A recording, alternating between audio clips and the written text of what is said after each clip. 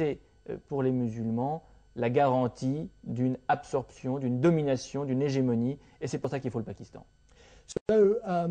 Ainsi, en 1946, il décide de régler la question dans la rue. Avant cela, Jinnah avait toujours été un politicien respectueux de la loi, toujours loyal envers les Britanniques. Il ne s'était même jamais engagé dans les campagnes de désobéissance civile. Il n'avait jamais adopté ce genre de tactique comme Gandhi. Mais en 1946, il décide de régler ça dans la rue. Il va montrer la puissance des musulmans et il lance le jour de l'action directe. Le 15 août 1946, Jinnah donne le signal. Calcutta est mise à feu et à sang. 5000 morts, 20 000 blessés. En représailles, les hindous massacrent ailleurs des musulmans. De représailles en représailles, c'est toute l'Inde du Nord qui voit se succéder les tueries qui n'épargnent personne, ni les femmes, ni les enfants. Chez les hindous, il y a aussi des ultras. Ils déplorent que leur religion, dépourvue d'un clergé hiérarchisé, ne soit pas assez pugnace. La tolérance de l'hindouisme, pour eux une inexcusable mollesse, a permis à une poignée de Moghols puis d'Anglais d'asservir la multitude hindoue durant des siècles. La nation hindoue doit se ressaisir. Ces hommes doivent retrouver leur virilité. L'idée là est de réformer les hindous pour les muscler tant au moral qu'au physique.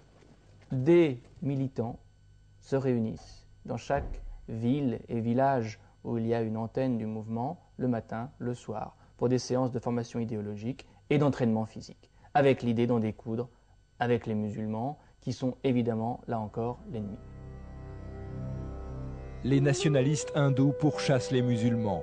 Les extrémistes de la Ligue musulmane écharpent les hindous. Gandhi est horrifié. Il va jeûner à Calcutta, refusant de se nourrir tant que le sang coulera. Il ne peut se résoudre à abandonner son rêve d'une Inde où les deux communautés vivraient fraternellement.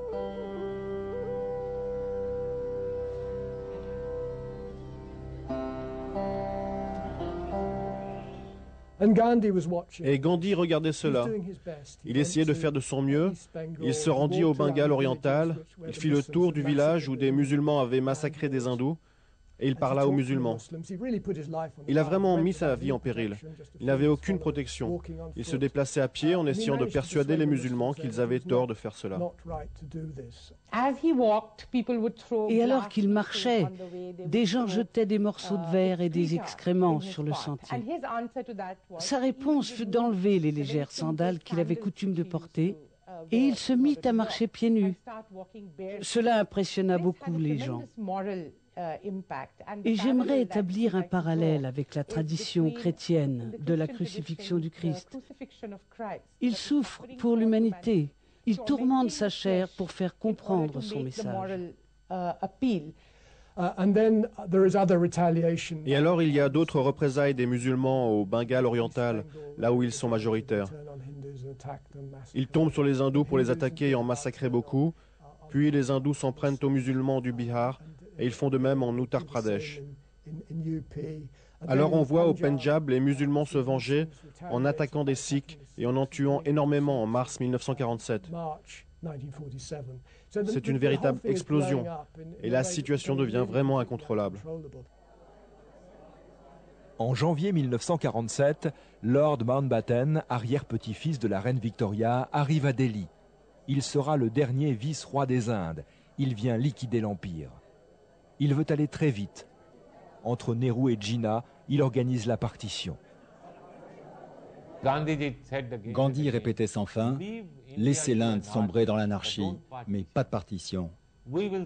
Nous allons nous débrouiller après votre départ. Nous trouverons une solution. » Mais les Britanniques ont répondu, « Nous ne partirons que quand vous aurez décidé du partage. » Et voilà comment la partition est devenue inévitable. Alors, Gandhi a déclaré que pour faire la partition, il faudra lui passer sur le corps. Et alors, bien sûr, les dirigeants du Congrès ont décidé d'accepter la partition, car ils pensaient que Jinnah était capable de fomenter tant de troubles, que s'ils n'acceptaient pas cette demande d'un État séparé pour le Pakistan, Jinnah pourrait causer la ruine de l'Inde après l'indépendance, et que l'intégrité de la toute nouvelle Union indienne pourrait voler en éclats. Une commission sous l'autorité de Sir Radcliffe trace les frontières des futurs États. 2 hindous et 2 musulmans assistent Sir Radcliffe, qui ne connaît rien de l'Inde. C'est pour cela qu'on l'a choisi, c'est la garantie de son objectivité. Au nord, là où vivent toutes leurs communautés, les musulmans veulent établir un État divisé en un double territoire, de l'un à l'autre 2000 km. Mais au Pendjab et au Bengale, le tracé de la frontière est forcément injuste tant les communautés sont imbriquées.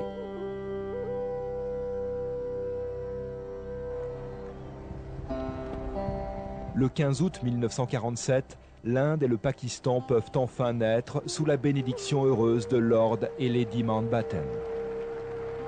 La liesse est pour l'histoire la voix émue et lyrique de Nehru, Premier ministre de l'Inde indépendante. Il y a bien longtemps, nous avons pris rendez-vous avec le destin. Et aujourd'hui, le temps est venu d'honorer notre engagement. Quand minuit sonnera, à l'heure où le monde entier dort, l'Inde s'éveillera à la lumière et à la liberté. Dès le lendemain des fêtes de l'indépendance, hindous du Pakistan et musulmans de l'Union indienne fuient les villages où ils ne se sentent plus en sûreté. Musulmans vers le Pakistan, hindous vers l'Inde. Chacun veut rejoindre le pays de sa communauté. Dans les 2 sens, le plus grand transfert de population, le plus grand exode de mémoire humaine. 10 millions de réfugiés guettés par les pillards et les bandes armées. 1 million seront massacrés. Personne ne veut assumer la responsabilité de cette tragédie.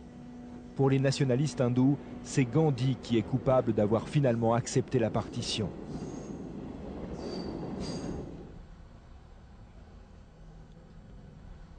À Delhi, au siège du parti nationaliste Hindu Mahasabha, le grand rassemblement des hindous, son président proclame aujourd'hui encore que seule son organisation a toujours défendu l'intégrité de l'Inde.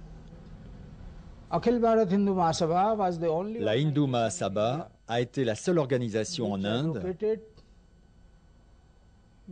à prendre fait et cause avec courage et conviction et qui déclara « Nous ne tolérerons jamais la division de l'Inde. Nous voulons une Inde unie, une seule Inde. » Bien que les nationalistes hindous clamaient que c'était une vivisection de l'Inde et que le Congrès avait trahi la confiance du peuple en l'acceptant, de fait, c'était vraiment un point de leur programme d'avoir cet État séparé. Et cela a toujours été leur intérêt d'avoir ce Pakistan comme éternel ennemi, comme la représentation de cet autre de l'Inde, son adversaire. Quelques mois après leur indépendance,